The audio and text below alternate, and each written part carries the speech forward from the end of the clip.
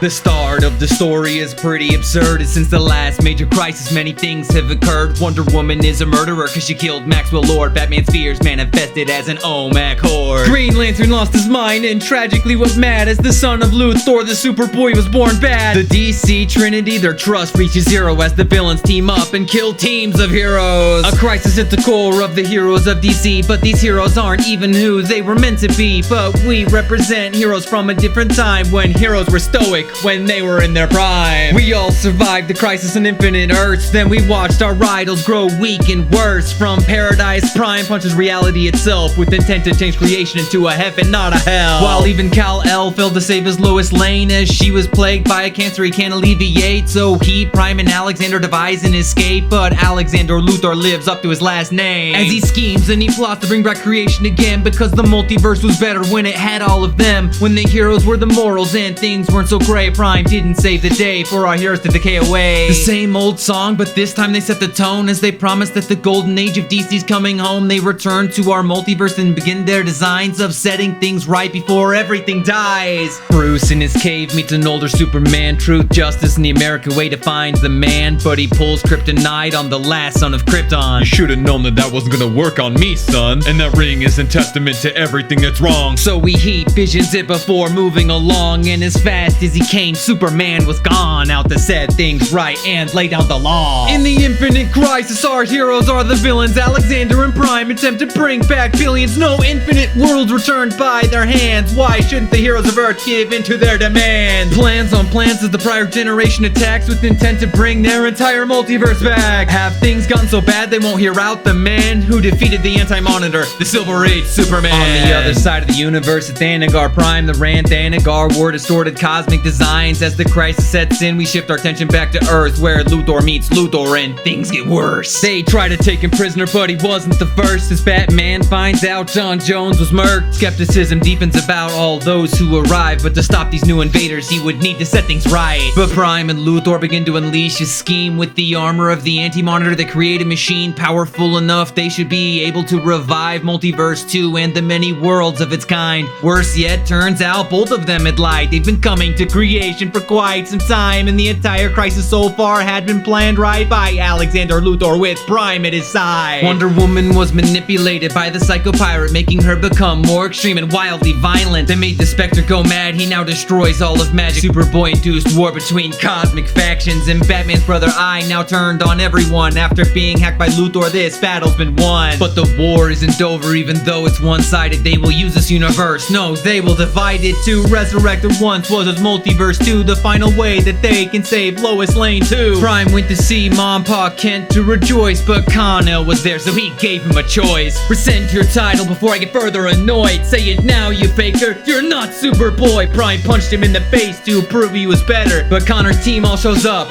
Titans together! They unleash an assault against Superboy Prime. Any of the Titans fighting here will be lucky to survive, and the worst part is we are far from done. This crisis is too vast. This is only part 1.